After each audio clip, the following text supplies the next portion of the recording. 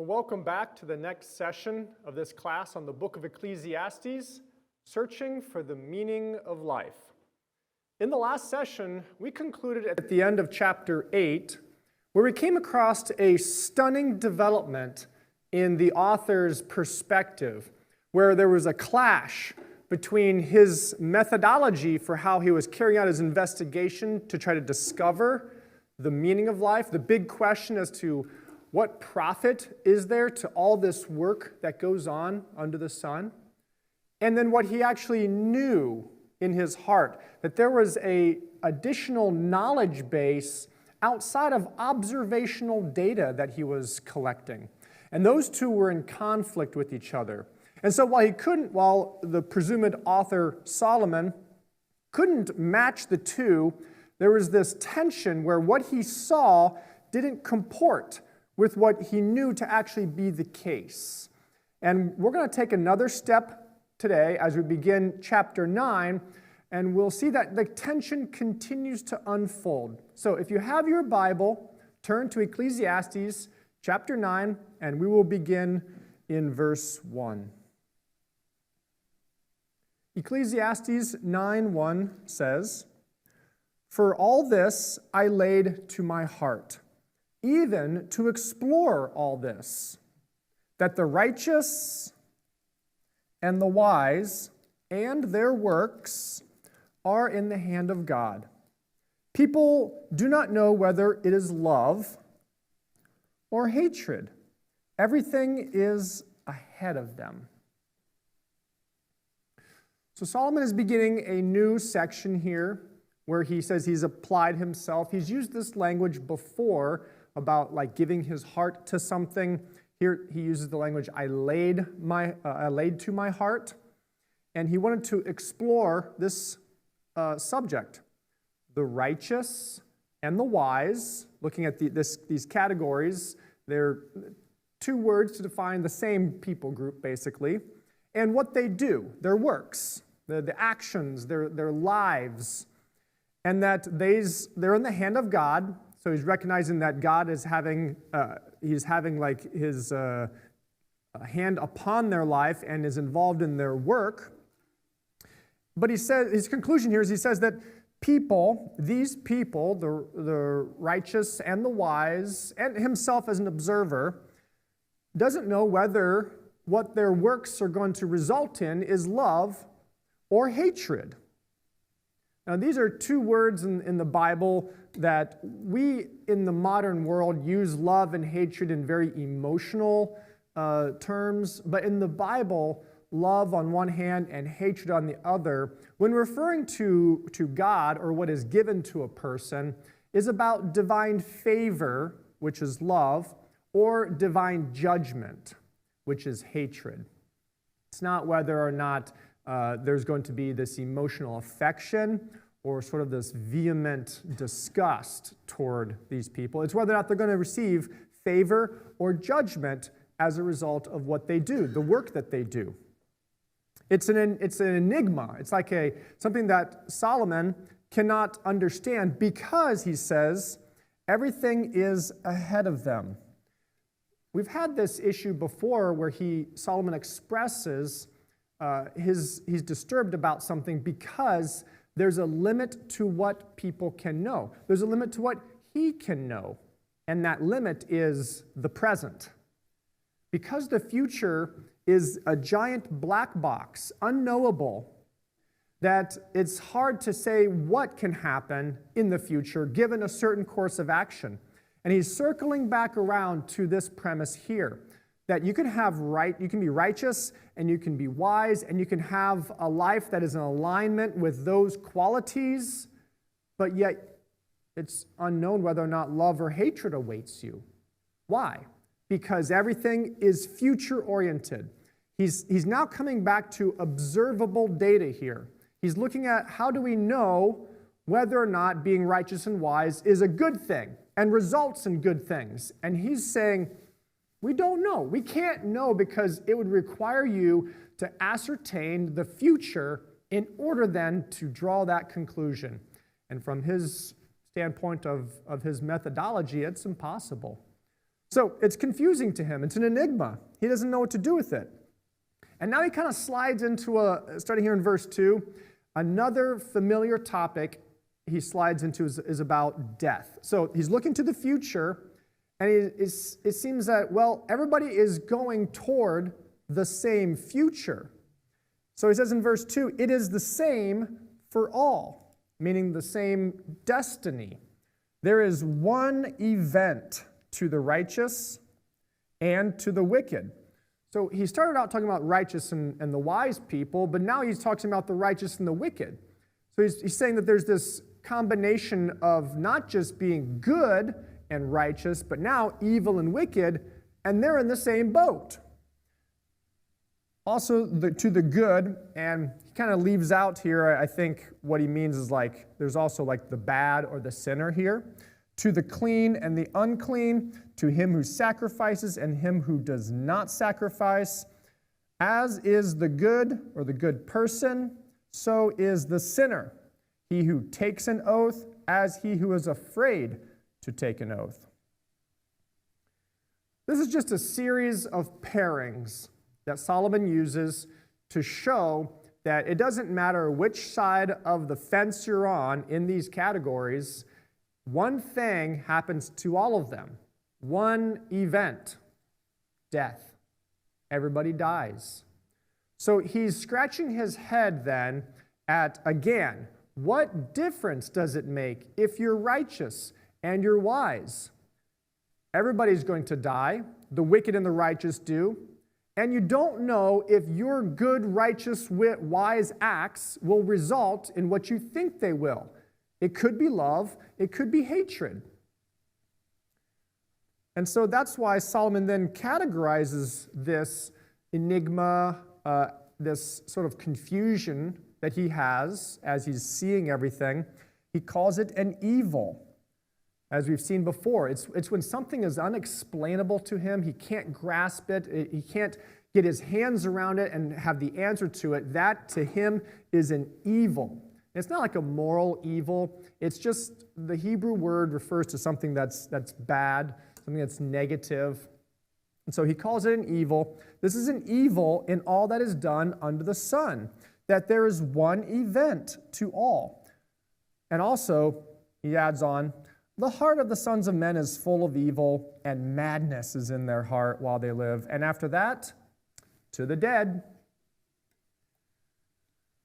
Because he can't understand what difference can be discerned about being righteous or wicked, that everybody has the same end trajectory in mind, this to him, it causes the conundrum that he's facing. But he also adds on, it's not just the eventuality of death for everyone. It's also that everybody seems to be kind of in the same way messed up. Everybody's hearts are full of evil. And I think here he's using this in a moral sense because he talks about the brokenness of the world. That's been a theme that's been recurring. And that even as wise as one might be, there's still wickedness in every person. And that madness is in their heart as well. So this is kind of reminiscent of another saying in the Old Testament from the prophet Jeremiah, that the hearts of people are completely evil. And that might be an overstatement, that everybody's heart is completely evil, but it's full of wickedness, that there is an abundance in the heart of people to do what is wrong. So Solomon is observing that this is what he sees in the world. And the problem is that if everybody's dying, he can't see what the profit is and why people would go through all the trouble to live righteously and to live wisely if in the end everything pans out to be the same. Moving to verse 4. For whoever is united with the living, there is hope. So he's coming off of this idea about the universality of death, and then he's going to relate it now to the advantage of being alive. If you're united with the living, which is just a way of saying you're alive, so if you're alive, there is hope. For a living dog is better than a dead lion. He's now looking on the positive side of that. Well, if you're dead, there's really nothing else for you. You're dead. But if you're alive, there's hope. Hope for what? Anything. Basically anything. That if you're alive, there's still hope that something can be done and that you're able to actually do something. Because when you're dead, as he's going to go on to explain, you're in a whole different circumstance where you got nothing. And that's why he says here in this better than comparison, a living dog is better than a dead lion. And what he's just trying to say is something alive has more value, no matter how small it is or how undesirable it might be, which in the biblical culture, dogs were not friendly animals, and they were looked at as very unclean. They were despised by society. So for him to say a living dog, it would be in our world maybe like saying a live sewer rat is better than a dead lion, something along those lines. Now, why is the living dog better than the dead lion? The living, he says, they know that they will die. That's in the future, as he's been saying. But if you're dead, the dead do not know anything. They don't know that they're dead, because they're dead. Nor do they have any more wage, meaning like there's nothing left for them in the living because they're not there anymore. They can't earn any more wage. They can't do any more work. There's no attempt at any other profit for them by what they do under the sun, because when you die, you cease to exist. He even amplifies it further and says, even the memory of them is forgotten. This is a little bit of an embellishment, because after somebody dies, it's not like nobody remembers that they used to be alive at some point, but just that the permanency of the idea that their memory will carry on forever, essentially, that he's destroying. Because eventually people's lives and the memory of them, they fade into the background of history. That's his essential point, is nothing lasts forever. Furthermore, their love and their hatred and their envy have already perished, and they do not have any more a portion forever in anything that is done under the sun. He's just trying to drive the point home here that the dead are empty-handed. If they were loving, or if they showed hatred, or if they were envious, or any other of these actions and behaviors, they're all gone. It's all in the past. And they don't have any other portion. Now, portion, this is the word that Solomon's used time and time again to talk about the work and the assignment that God has given to humankind, and that from that portion, people are going to be able to receive the benefit, the fruits of their labor, and that is part of the gift that God has given to humankind, Solomon has said. And if you're dead now, you no longer can participate in that. He's drawing a very sharp distinction here between the value of what you can do because you're alive and basically the nothingness that you get or that you have when you're dead. So that concludes this section that he focuses on death, essentially. The universality of death, and then he talks about the advantage of life, but he does it in contrast to being dead and to prefer being alive, because there's hope that something can be done. There is a future yet unwritten that you can be part of. Now, in verse 7, he begins another section, and this section is different. This he turns toward what is known as the Carpe Diem passages, where we've seen, this is the fifth one, actually, that we've seen in Ecclesiastes. I believe it's the fifth and final one. Here Solomon says, "Go, and eat your bread with pleasure, and drink your wine with a merry heart. For God has already accepted your works. Let your garments always be white, and do not let oil be lacking from your head.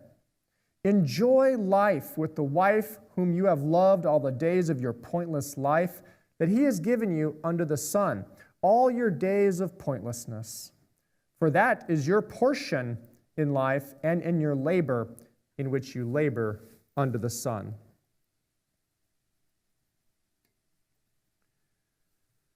Unlike previous times where Solomon has advocated for enjoyment of life, here he actually states what he wants the reader to do. Now I want to just look briefly at those previous Carpe Diem passages to show how there's an escalation throughout Ecclesiastes as we've progressed. Solomon has been expressing these ideas in more and more forceful terms unto the point right now where he's actually instructing the reader. So back in chapter 2, in verses 24 and 25, it says, "There's nothing better for a person than that he should eat and drink and make his soul enjoy good in his labor. This also I saw, that is from the hand of God. For who can eat or who can have enjoyment apart from him?"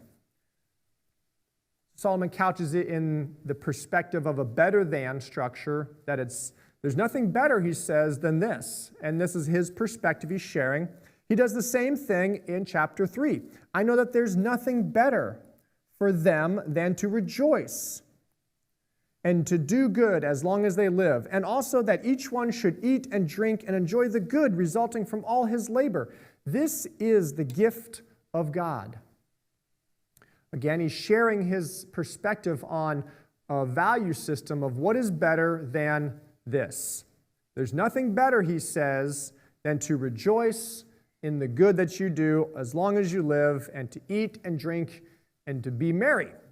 Now, from the better than structure, he moves in chapter 5, as we've seen, that he talks about his perspective from what he actually observes, not from his mental perspective, but this is what he sees in the world, and his conclusion he draws, that what I have seen to be good, this is it. It is appropriate for one to eat and to drink and to see good in all his labor in which he labors under the sun all the days of his life that God has given him, for this is his portion.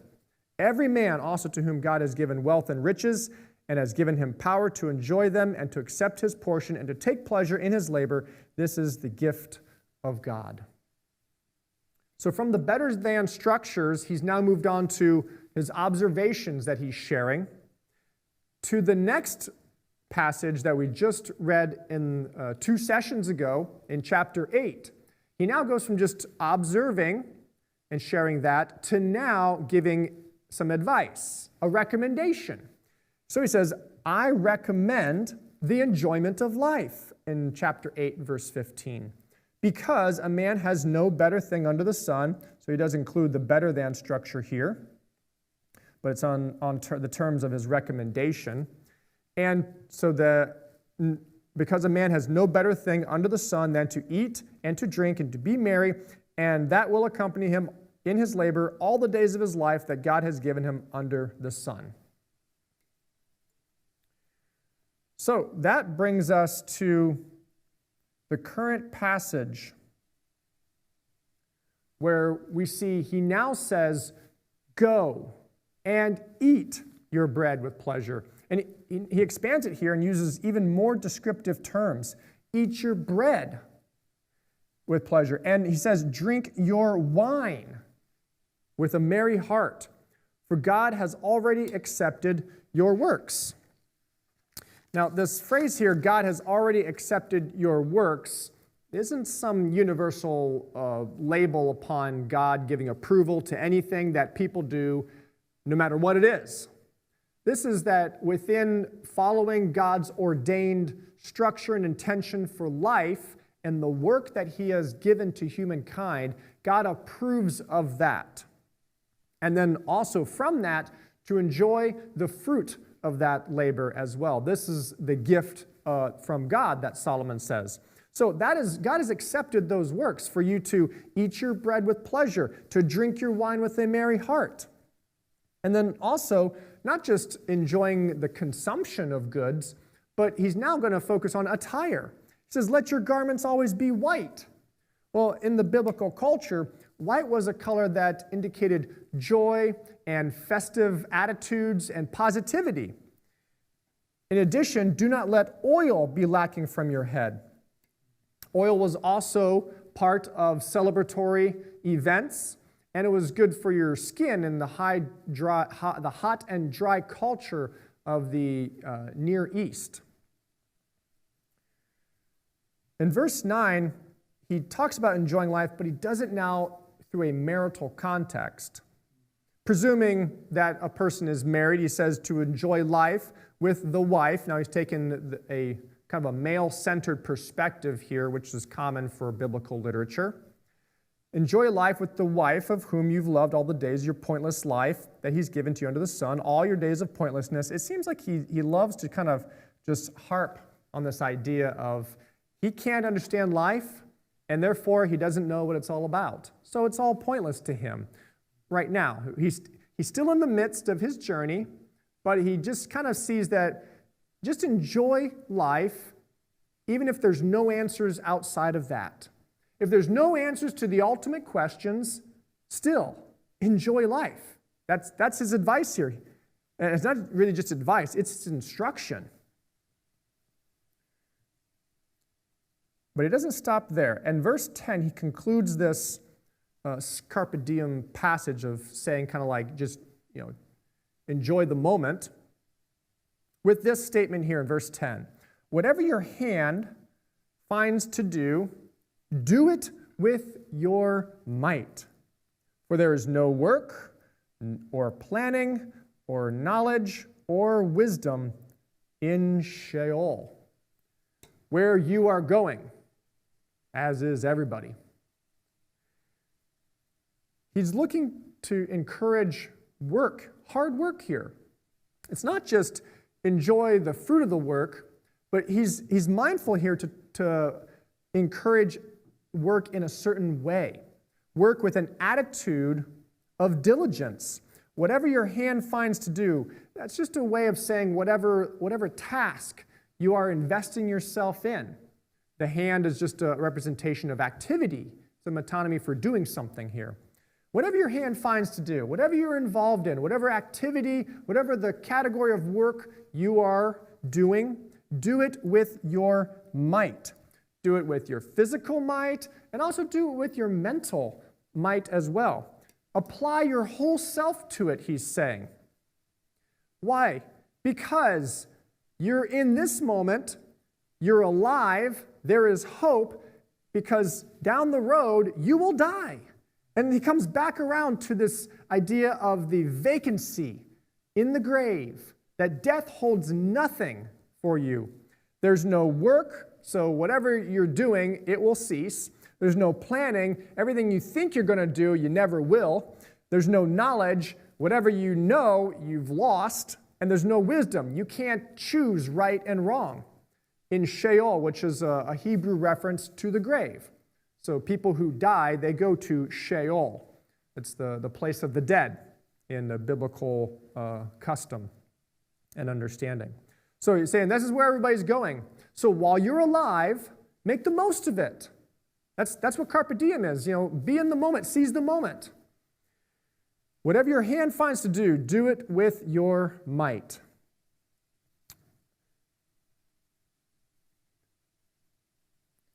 Then moving on to verse 11, he changes. So that was the end of a section here. As we see, he begins here in verse 11, I turned and saw. Common phrase we've seen before. This indicates that he's starting a new address or a new section. He's going to talk about something different. Then I turned and saw under the sun that the race is not to the swift, nor is the battle to the strong. And also the wise do not have bread, nor do people of understanding have riches. Nor does favor come from people of skill, but time and chance happen to them all.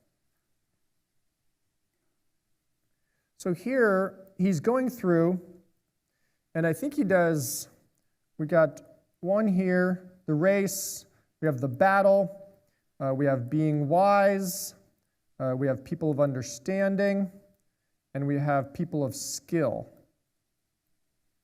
He gives 5 examples of what he sees to be an inversion of what is expected in reality. This is part of what his enigma is about life as he looks around the world and he sees things not in the way he expects to see them. Especially if he thinks that everything's supposed to work according to this ordered paradigm by God. Because he sees the race is not to the swift. Well, if I ask you, who wins a race? You would say probably the first person to cross the finish line. And that is the fastest person. So for the race to not be to the swift, that's an inversion. It should be. The swiftest person does win the race. Likewise, the battle to the strong, if you have 2 people fighting each other and one is half the size of the other, you expect that the stronger person is going to win the battle. But he's saying that's not the case. Also, the wise do not have bread. Well, according to traditional wisdom, if you're wise, then you will be able to be prosperous. You will be successful. You will have food. You will not be in poverty. People of understanding nor do people of understanding have riches. This is also part of traditional wisdom, that to be successful and prosperous by being wise means that you will become wealthy. Wealth is brought by making good choices through wisdom. He's saying that's the opposite here. Also, nor does favor come to people of skill. Usually people who are really good at what they do, people like that, they're good at it. They get favor. And if you're a businessman and you're skillful, that brings more business. People like to have a competent person doing the service for them. Now, why is he putting all of these inverted realities and stacking them up against each other? At the end here, he tells us, from his perspective, time and chance happen to them all, and that's why they can be inverted. His point is that it doesn't matter if you have all these great qualities. It doesn't matter if you're the fastest, the strongest, the wisest, the most understanding, or the most skillful. Because time and chance happen to everybody. Therefore, by being any one of those qualities, that doesn't guarantee that you're going to have the outcome you think. Time and chance here refer to the occurrence of disaster and adversity in one's life. And this goes back to chapter 3, which talked about the way that there's a time for everything under the sun. There's a time in which bad things happen. There's a time in which disaster strikes, tragedy strikes. You enter into adversity that was unforeseen, and therefore circumstances do not turn out the way that you predicted or thought they would. So that's why reality can be flipped upside down on its head, because the randomness of life can allow for unpredictability. And this is part of an explanatory framework that Solomon is offering as to explain why things don't seem to work out the way one might expect they would. He goes on to affirm also in verse 12, "Indeed, a man does not know his time." This is referring to the time of death, does not know when his time will come. "Like the fish that are taken in an evil net, like the birds that are caught in the snare, even so are the sons of men ensnared in an evil time when it suddenly falls on them." These 2 negative illustrations of a fish being taken in a net or a bird caught in a snare, these are ways that Solomon is describing how disaster comes to a person. It's like being caught in a trap, he's saying. And that happens to everybody. All the sons of men, they get ensnared at some time, in an evil time, he calls it, because it's a bad thing. It's trouble. when it just suddenly falls on them, unexpectedly. It's an evil occasion as he sees it. And then in the last section, in verse 13, he switches to, again, another section by seeing in this, what he's seen. In all this I have seen. This is sort of like a conclusion. He's seen wisdom. He's seen people with wisdom under the sun, so like around him on earth.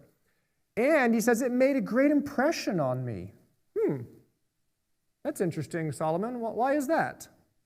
He goes on to give a little anecdote here on why he sees this wisdom and it made an impression. He says, there was a little city and few people in it, and a great king surrounded it and built great siege works against it. But there was found in it a poor, wise man. And by his wisdom he delivered the city. Yet no one remembered that poor man.